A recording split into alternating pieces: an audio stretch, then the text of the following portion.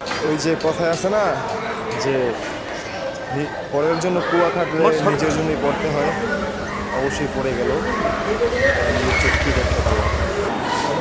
হয়তো এটা অনেক আগের ভিডিও, কিন্তু এটার ফলাফল এখন পেয়ে গেলাম আমরা। যাক ইনশাল্লাহ দেখা যাবে কি হয় তাদের বিচার।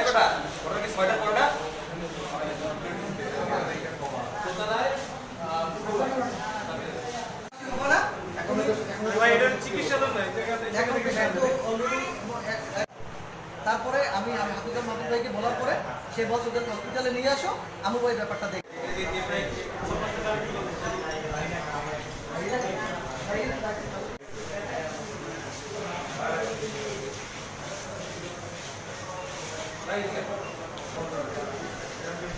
মনে ভাই এদিকে আসেন।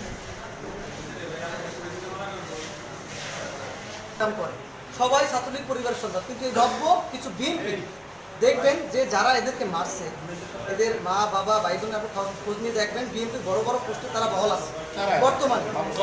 কয়জনে মারছে? এরা ওখানে উপস্থিত, ওরা 7-8 জনের নাম বলতে পারছে, আর বাকি যারা ছিল এদেরকে ওরা চেনে না, কিন্তু দেখলে বলতে পারবে। ঠিক আছে, এই পর্যায়ে ওদেরকে ইচ্ছা মতো পিটাইছে টোপাইছে, দেখেন এক একটা সিলে মিলে গেছে, তারপরে টাইটে গেছে শরীর পিছিয়ে, সবগুলো এসেছে পরীক্ষা। যে কটা স্টুডেন্টের বাচ্চা আমি ওদেরকে তাড়াতাড়ি করে পাঠাই দিছি যে পরীক্ষা দেবা, তোমরা চলে যাও। এই মর্মে ওরা 5 জন, এই মর্মে তারপরে পাঠাই দিছি। তারপর আমার ফোন দিচ্ছে যে ভাই এরকম আমাদের মারিয়ে ফেলাই গেছে। আমি আর শুনে সহ্য করতে পারি নাই, আমি সোজা উপর যাই দেখি যে প্রত্যেকটা ছেলে পড়ে রয়েছে রাস্তার পাশে, মানুষজন ভিড় হয়ে গেছে, মুরব্বীরা যাই কোলে করে আনতে আসে।